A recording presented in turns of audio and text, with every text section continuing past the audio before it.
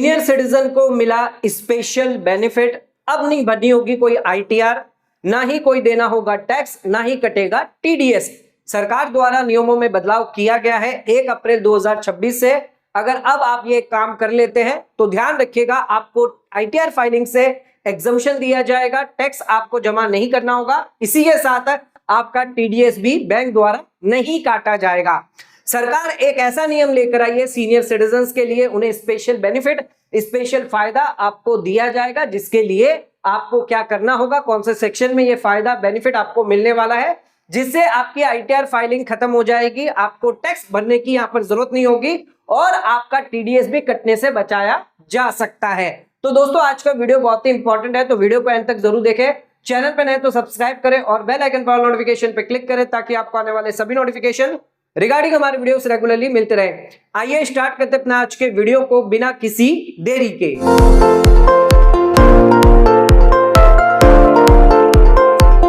आइए स्टार्ट करते हैं अपना आज के वीडियो को। तो सबसे पहले समझते हैं कि मिस्टर एक्स है और मिस्टर एक्स की जो एज है वो 76 ईयर्स की है, यानी वो सीनियर सिटीजन है। इनका यहाँ पर एक बैंक अकाउंट है एसबीआई में और पेंशन इनकम इनको मिल रही है 9,60,000 रुपए। इसी के साथ सेविंग का इंटरेस्ट मिल रहा है 75,000 रुपए और एफडी का ब्याज इनको मिल रहा है 2 लाख रुपए। अच्छा, यहां पर क्योंकि इनकी टोटल इनकम जो है वो हमारी 4 लाख से ज्यादा है, तो आप सभी को पता होगा न्यू रिजिम में सरकार ने यहां पर बजट 2025 में लेकर आई थी फाइनेंशियल ईयर 25-26 से, अगर आपकी 4 लाख से ज्यादा इनकम है ये आपकी बेसिक एग्जम्पशन लिमिट से मानी जाएगी, यानी इससे क्रॉस हुई तो फिर आपको आईटीआर फाइल करना मैंडेटरी होता है। तो यहां पर जो भी सीनियर सिटीजन मिस्टर एक्स है, क्योंकि पेंशन, सेविंग, एफडी की इंटरेस्ट इनकम जो है वो 4 लाख से क्रॉस कर गई है, तो इन्हें यहां पर आईटीआर फाइल करना होगा। और अगर यहां पर एफडी द्वारा, बैंक द्वारा ये 2 लाख पर, क्योंकि यहां पर जो टीडीएस लिमिट है वो भी क्रॉस हो चुकी है, ध्यान रखिएगा सीनियर सिटीजन को 1 लाख की लिमिट मिलती है जहां पर आपका टीडीएस नहीं काटा जाता, लेकिन 1 लाख से ऊपर अगर आपका इंटरेस्ट अमाउंट हो जाता है तो उस केस में सेक्शन 194 है, जो आपका नया सेक्शन अब हो गया है 393 टेबल नंबर सीरियल नंबर 5(2) के अंदर। तो यहां पर मिस्टर एक्स को जो है वो आईटीआर भी फाइल करनी पड़ेगी। अगर उनका टीडीएस डिडक्ट हुआ है तो टीडीएस रिफंड लेने के लिए भी इनको आईटीआर फाइल करनी पड़ेगी। लेकिन क्या ऐसा तरीका है जिससे वो आईटीआर फाइलिंग से बच सकते हैं, टीडीएस डिडक्ट होने से बच सकते हैं? तो इसके लिए सरकार ने यहां पर एक स्पेशल फायदा, एक स्पेशल बेनिफिट जो है वो यहां पर दिया गया है। तो स्पेशल बेनिफिट जो है कुछ सीनियर सिटीजन को जो है वो यहां पर दिया गया है। तो वो क्या स्पेशल फायदा है, क्या स्पेशल बेनिफिट है जहां पर आपको आईटीआर भी ना फाइल करनी पड़े और आपका जो टीडीएस है वो भी कटने से आप बचा लें? तो इसके लिए आपको क्या करना है, आइए समझते हैं थोड़े से विस्तार से। सबसे पहले हम जानते हैं यहां पर आईटीआर किसको फाइल कब करनी होती है, कब नहीं करनी होती है। ध्यान रखिएगा सरकार यहां पर बेसिक एग्जम्पशन लिमिट की बात करती है। इनकम टैक्स एक्ट जो है वो बेसिक एग्जम्पशन लिमिट की बात करता है। अगर इस बेसिक एग्जम्पशन लिमिट से इनकम, अगर आप टोटल इनकम जो है वो आपकी क्रॉस हो जाती है तो उस केस में आपको आईटीआर फाइल करना फिर मैंडेटरी होता है। लेकिन इस बेसिक एग्जम्पशन लिमिट के अंदर अगर आपकी टोटल इनकम है तो आपको आईटीआर फाइल नहीं करना है। मान लीजिए अगर आप ओल्ड रिजिम में जाते हैं तो अगर आप नॉन सीनियर सिटीजन है, यानी 60 साल से कम अगर आपकी एज है, 2.5 लाख रुपया आपकी बेसिक एग्जम्पशन लिमिट मानी जाती है। 2.5 लाख तक इनकम अगर आपकी है तो इस केस में आपको कोई आईटीआर फाइल नहीं करना है। अच्छा, 2.5 लाख तक इनकम होने के बावजूद भी कुछ स्पेशल केसेस है जहां पर आपको आईटीआर फाइल करनी पड़ सकती है। जैसे अगर आपने सेविंग बैंक अकाउंट में 50 लाख से ज्यादा जमा कर दिया, अगर आपके पास करंट अकाउंट है पूरे साल में 1 करोड़ रुपए से ज्यादा जमा कर दिया, या फिर अगर आपका बिजनेस है, टर्नओवर आपने 60 लाख से ज्यादा किया, प्रोफेशन में अगर आप हैं 10 लाख से ज्यादा का आप ग्रॉस रिसिप्ट कर रहे हैं। इसके अलावा अगर आप फॉरेन ट्रैवल करते हैं, 2 लाख का खर्च करते हैं, इलेक्ट्रिसिटी बिल 1 लाख से ज्यादा का पेमेंट करते हैं, आपकी कोई फॉरेन इनकम असेट है, आपका कोई टीडीएस रिफंड कटा है 25,000 in case non senior citizen है, और अगर सीनियर सिटीजन है तो 50,000 से ज्यादा है, तो इन कुछ केसेस के अंदर आपको आईटीआर फाइल करना मैंडेटरी होता है। वहां पर फिर ये बेसिक एग्जम्पशन लिमिट जो है वो नहीं देखी जाती है, यानी ये जो 2.5 लाख का जो केस है वो यहां पर फिर कंसिडर नहीं किया जाएगा। वहां पर अगर आपकी 1 रुपए की भी इनकम है तो आपको आईटीआर फाइल करना मैंडेटरी होता है। लेकिन अगर वो कंडीशन नहीं है सारी, तो उस केस में ध्यान रखिएगा 2.5 लाख से ऊपर है तभी आपको आईटीआर फाइल करना है। अगर आप सीनियर सिटीजन है, 60 साल से ज्यादा एज है, 80 साल से कम है, तो 3 लाख की बेसिक एग्जम्पशन लिमिट आपके लिए दी गई है। सुपर सीनियर सिटीजन वालों के लिए 80 साल से ज्यादा है तो 5 लाख की इनकम है पूरे साल में। टोटल इनकम अगर आपकी 5 लाख से ज्यादा हुई, अच्छा टोटल इनकम में क्या क्या इनकम आपकी आ जाती है ये भी समझिएगा कि ये आपकी टोटल इनकम है तो इसमें 5 हेड आते हैं।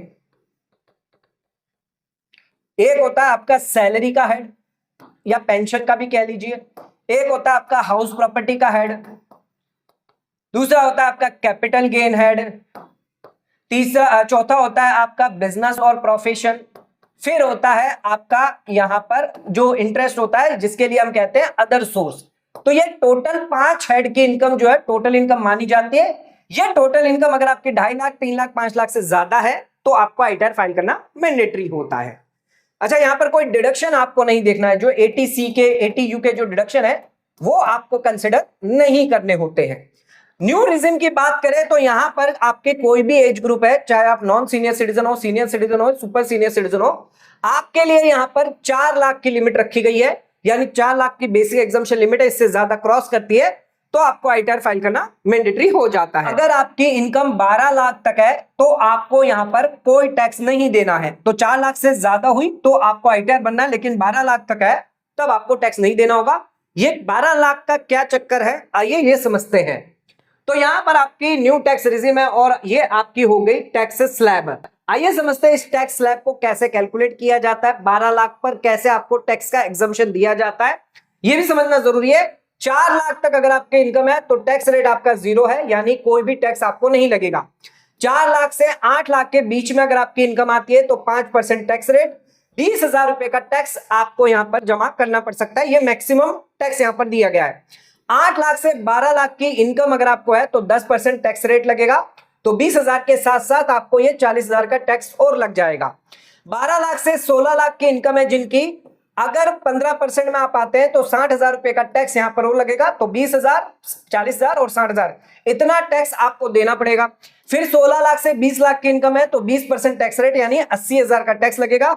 20 लाख से 24 लाख के स्लैब में आप आते हैं तो 25% टैक्स रेट है, 1 लाख रुपए तक का टैक्स देना, और 24 लाख से ऊपर जितनी भी आपकी इनकम होगी 30% टैक्स यहां पर आपको सरकार को देना होगा। अच्छा, यहां पर आपको रिबेट जो है वो अलाउ किया जाता है। अच्छा, रिबेट का भी सेक्शन चेंज कर दिया है 187A से, अब ये हो गया आपके लिए 156 है। अच्छा, ये रिबेट आपको कब तक मिलता है, 12 लाख तक की इनकम पर आपको रिबेट अलाउ होता है। तो हमने अभी टैक्स कैलकुलेट आपका किया था 12 लाख तक, तो 4 लाख तक आपका 0 टैक्स है। फिर 4 लाख से 8 लाख पर अगर देखें तो 20,000 का टैक्स, और 8 से 12 लाख की बात करें तो 40,000 का टैक्स। अगर आपकी इनकम 12 लाख के अंदर है तो उस केस में ये 60,000 रुपए का जो टैक्स है इसका रिबेट आपको मिलता है, नेट टैक्स लायबिलिटी आपकी 0 हो जाती है। लेकिन जैसे ही आपकी इनकम 12 लाख से क्रॉस कर जाती है फिर ये रिबेट जो है वो आपको अलाउ नहीं होता। फिर जो नॉर्मल टैक्स रेट है, नॉर्मल स्लैब रेट है, वही आपके लिए एप्लीकेबल रहती है। ध्यान रखिएगा, अगर आप सीनियर सिटीजन है, 4 लाख तक की इनकम है, तो इस केस में ना कोई आईटीआर बनना है, ना ही कोई टैक्स आपको लगने वाला है। लेकिन अगर आप सीनियर सिटीजन है, 4 लाख से लेकर 12 लाख के बीच में अगर आपकी इनकम आती है तो इस केस में ध्यान रखिएगा आईटीआर फाइल करना आपके लिए मैंडेटरी है, लेकिन टैक्स आपको यहां पर जमा नहीं करना है। अगर सीनियर सिटीजन जिनकी इनकम 12 लाख से ऊपर है तो उस केस में आपको आईटीआर भी बनना पड़ेगा और कुछ टैक्स भी आपको जमा करना पड़ सकता है। ये तो हमने बात कर ली न्यू रिजिम के बारे में। अब बात करते हैं ओल्ड रिजिम के बारे में। तो यहां पर सीनियर सिटीजन के पॉइंट ऑफ व्यू से सोचेंगे, 3 लाख की बेसिक एग्जम्पशन लिमिट है। अगर सीनियर सिटीजन 80 साल से ज्यादा है तो उस केस में 5 लाख की आपकी बेसिक एग्जम्पशन लिमिट आ जाएगी।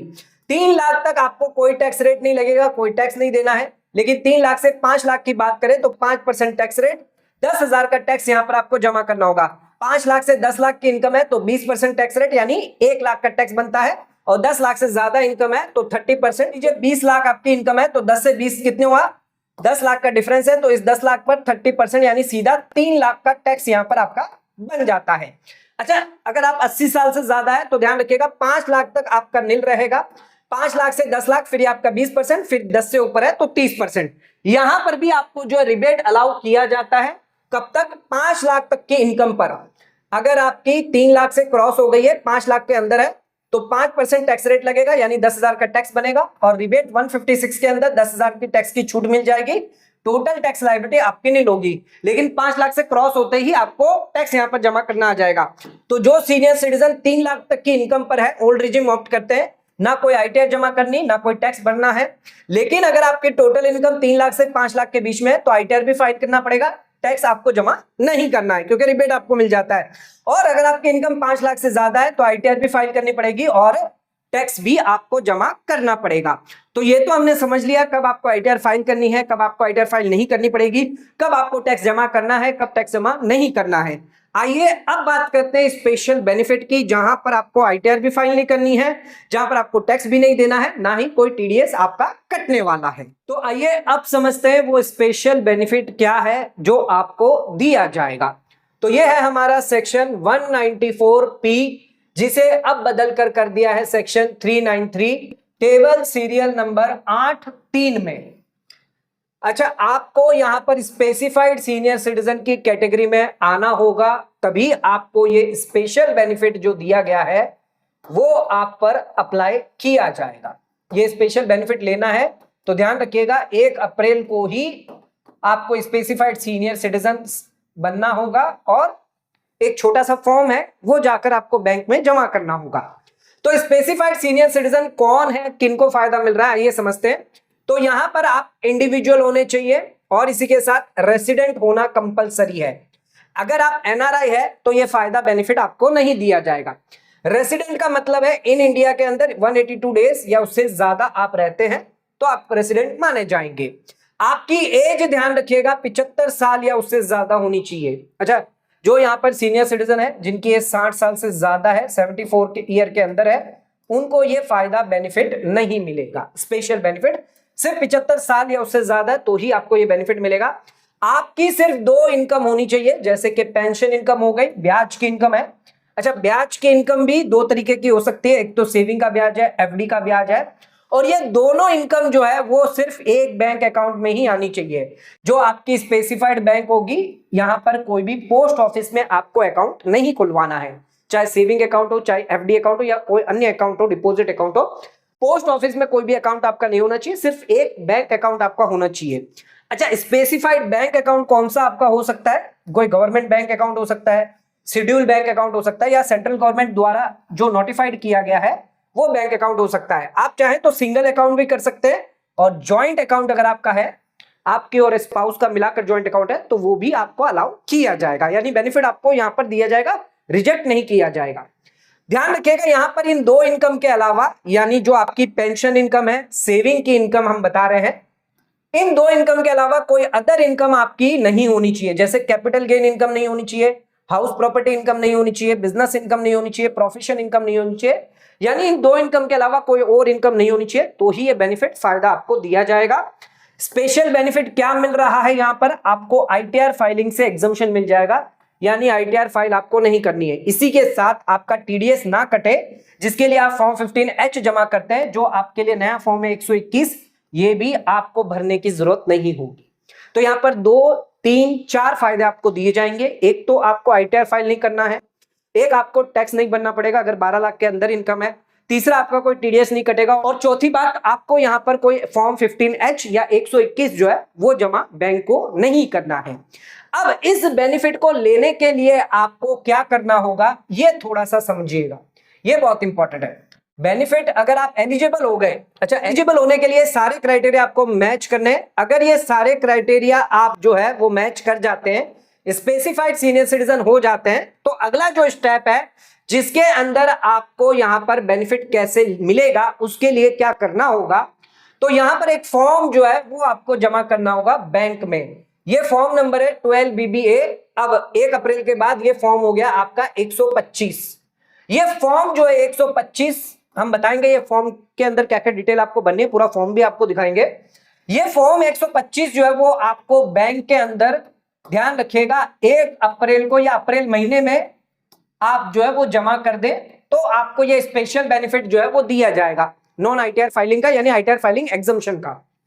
अच्छा, बैंक यहां पर क्या करेगी, बैंक आपकी टोटल इनकम कैलकुलेट करेगी, जो भी पेंशन है या ब्याज की इनकम है, इस फॉर्म को जमा करने के बाद, अच्छा ये फॉर्म आप जमा करेंगे पूरे साल में जो आपकी इनकम होगी, मार्च एंड के बाद जब मार्च खत्म होगा तब बैंक यहां पर कैलकुलेट करेगी कि टोटल इनकम आपकी कितनी है, चाहे वो पेंशन हो गई हो, चाहे वो ब्याज की इनकम हो गई हो। अच्छा बैंक को तो पता ही है क्योंकि बैंक आपको पेंशन देती है, ब्याज देती है, सेविंग का इंटरेस्ट देती है, एफडी का इंटरेस्ट देती है, तो सारे रिकॉर्ड तो बैंक के पास है ही, टोटल इनकम तो बैंक कैलकुलेट कर ही लेगी, तो आपको अलग से कुछ नहीं देना है।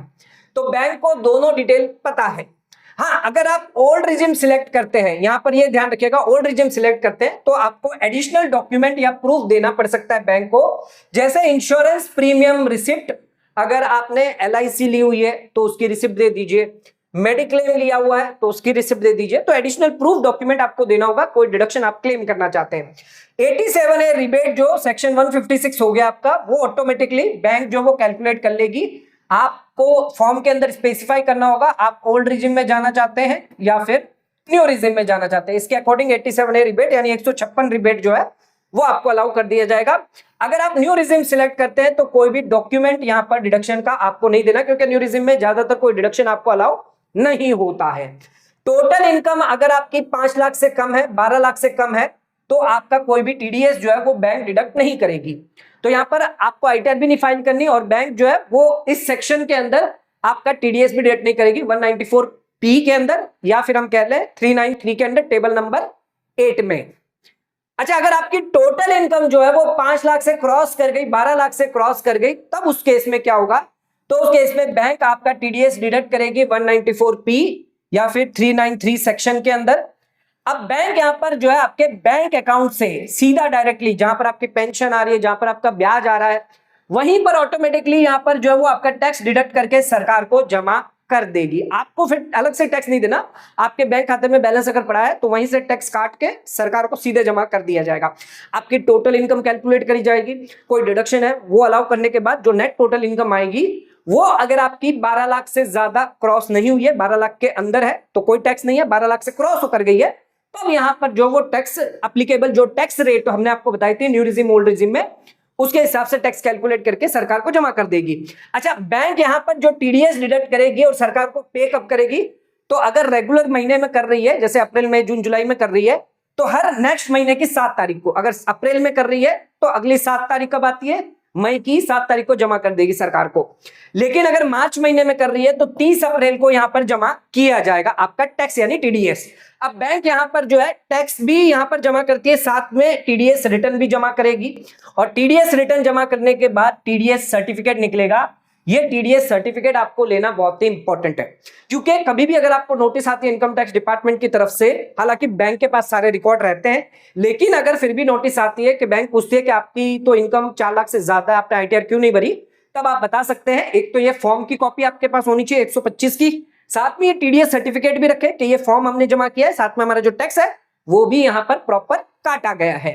तो ये जो फॉर्म है, फॉर्म 16 पहले हुआ करता था, अब है आपका 130। ये फॉर्म आपको 15 जून तक प्रोवाइड करवाया जाएगा, यानी बैंक जो है वो रिटर्न भरेगी 30 मई या 31 मई तक रिटर्न भरेगी, और 15 जून तक आपको ये TDS सर्टिफिकेट जो है वो आपको मिल जाएगा। तो ये आप सर्टिफिकेट लेना ना भूलें। तो ये पूरा प्रोसेस जो है वो आपको यहाँ पर ध्यान रखना है। ये पूरा प्रोसेस, जैसे फॉर्म जमा करना है, फिर बैंक टोटल इनकम गिनेगी, फिर बैंक आपका TDS काटेगी, TDS रिटर्न भरेगी, TDS सर्टिफिकेट देगी। अगर ये पूरा प्रोसेस हो जाता है तो इस केस में आपको कोई ITR फाइल नहीं करनी होगी। आइए मैं आपको फॉर्म दिखा देता हूं। फॉर्म है ये 125, स्पेसिफाइड सीनियर सिटीजन, सेक्शन हमारा ये रहा, टेबल नंबर ये रहा, ये डिक्लेरेशन आपको देना है। अच्छा, इसके अंदर क्या क्या डिटेल आपको देनी है, आपका नाम ध्यान रखिएगा, फर्स्ट नेम, मिडिल नेम और लास्ट नेम पूरा का पूरा आपको यहां पर लिखना होगा, कोई भी एब्रिविएशन नहीं चलेगा। एड्रेस प्रॉपर पिन कोड के साथ आपको देना है। पैन नंबर यहां पर आपका आ जाएगा, डेट ऑफ बर्थ आ जाएगी। टैक्स ईयर, अब आपके लिए प्रीवियस ईयर असेसमेंट ईयर नहीं होगा, टैक्स ईयर होगा, यानी कि आप 2026-27 के लिए कर रहे हैं तो ये प्रॉपर आपको फाइनेंशियल ईयर जो होता है वही आपका टैक्स ईयर माना जाएगा। ईमेल आईडी, कॉन्टेक्ट नंबर यहां पर आपको देना, कंट्री कोड रहेगा +91 और 10 डिजिट का आपका जो मोबाइल नंबर है वो यहां पर आपको डाल देना है। कौन सी बैंक के अंदर आपका खाता है, तो जो भी बैंक है वो आप लिख दीजिए यहां पर, ठीक है। इसी के साथ एम्प्लॉयर अगर आपका कोई है जो आपके पेंशन जहां से आपको मिल रही है तो उस एम्प्लॉयर का नाम आ जाएगा। पेंशन पेमेंट ऑर्डर नंबर जो आपको दिया गया है वो यहां पर आपको दे देना है। इसी के साथ अकाउंट की डिटेल देनी है, अकाउंट नंबर देना है, और इंडिविजुअल अकाउंट है या जॉइंट अकाउंट है ये आपको बता देना है। एक खास चीज और, आपको न्यू रिजिम ऑप्ट करनी है या ओल्ड रिजिम में जाना है तो उसके लिए आपको यस या नो करना होगा। यस करना है अगर आप न्यू रिजिम में जाना चाहते हैं, नहीं जाना चाहते तो नो करना होगा। तो ये फॉर्म है, इसके साथ आपको डिक्लेरेशन देना है कि आपका नाम आ जाएगा यहाँ पर और ये आपका पैन नंबर आ जाएगा और आप ये बोल रहे हैं कि जो भी डिटेल मैं यहाँ पर दे रहा हूँ वो सही है। और इसी के साथ मैं एक और डिक्लेरेशन दे रहा हूं, मेरी कोई भी अदर इनकम नहीं है अदर देन पेंशन और ब्याज की इनकम। ठीक है, तो ये डिक्लेरेशन साथ में आपको देना है। डेट प्लेस यहां पर आ जाएगी, सिग्नेचर नाम के साथ आ जाएगा। और इसमें एक पॉइंट और है, डिडक्शन आपको अलाउ किए जाएंगे, रिबेट आपको अलाउ किया जाएगा। अगर आप न्यू रिजिम में जाते हैं तो जो डिडक्शन अवेलेबल है सिर्फ वही अलाउ किए जाएंगे। जैसे यहां पर आपको 2 या 3 डिडक्शन जो वो न्यू रिजिम में मिलते हैं वही आपको दिए जाएंगे। अब आ जाते हैं एग्जाम्पल देख लेते हैं और एग्जाम्पल से समझते हैं और क्लैरिटी के साथ कब आप पर ये स्पेशल बेनिफिट मिलेगा कब नहीं मिलेगा। तो पहला एग्जाम्पल आ जाते हैं, मिस्टर ए है, 70 साल की एज है, पेंशन इनकम है और सेविंग का ब्याज है। क्या इन्हें ये स्पेशल बेनिफिट मिलेगा? तो यहां पर इनको ये स्पेशल बेनिफिट नहीं मिलेगा। क्यों?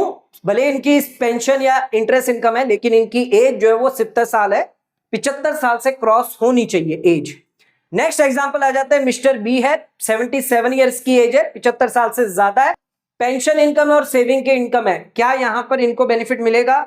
नहीं मिलेगा। क्यों नहीं मिलेगा? क्योंकि इनकी अलग अलग बैंकों के अंदर इनकम आ रही है, पेंशन इनकम अलग बैंक में आ रही है और सेविंग के इनकम अलग बैंक में आ रही है, तो इनको भी फायदा नहीं मिलेगा। तीसरा एग्जाम्पल देख लेते हैं, मिस्टर सी है, 77 ईयर की एज है, पेंशन है, इंटरेस्ट है और इन्होंने एक हाउस प्रॉपर्टी बेची है। क्या इनको बेनिफिट मिलेगा? स्पेशल बेनिफिट, आईटीआर फाइलिंग का एग्जम्पशन मिलेगा? तो यहां पर भी नहीं मिलेगा क्योंकि इनकी अदर इनकम यानी कैपिटल गेन की इनकम निकल कर आ जाती है, सिर्फ इनकी पेंशन या एफडी इनकम या सेविंग का ब्याज होना चाहिए था। नेक्स्ट आ जाते हैं, यहां पर आपकी मिस्टर डी है, 75 इयर्स की एज है, पेंशन, सेविंग और एफडी इंटरेस्ट इनकम है और ये सभी एक बैंक में आ रही है। क्या यहां पर इनको नो फाइलिंग आईटीआर का बेनिफिट मिलेगा? यस, मिल जाएगा। इनको ये फॉर्म जो है 12 BBA या फिर आपका 125 फॉर्म जो है वो बैंक में जाकर जमा करना है। तो यहां पर ये क्राइटेरिया मैच हो रहा है तो इस केस में मिल जाएगा। अगला आ जाता है, मिस्टर ई, 80 साल की एज है लेकिन यहां पर इनकी जो पेंशन इनकम है इस पर एम्प्लॉयर ने टीडीएस डिडक्ट कर लिया है, सेविंग का ब्याज है, इनका टीडीएस रिफंड जो है वो बन रहा है। क्या इस केस में इन्हें नो फाइलिंग का बेनिफिट दिया जाएगा? तो हमारे हिसाब से नहीं दिया जाएगा क्योंकि यहां पर आपका रिफंड बन रहा है। तो ध्यान रखिएगा, अगर आपका रिफंड बन रहा है, टीडीएस रिफंड बन रहा है, तो मैंडेटरी आईटीआर फाइल करने के लिए लिमिट दी गई है।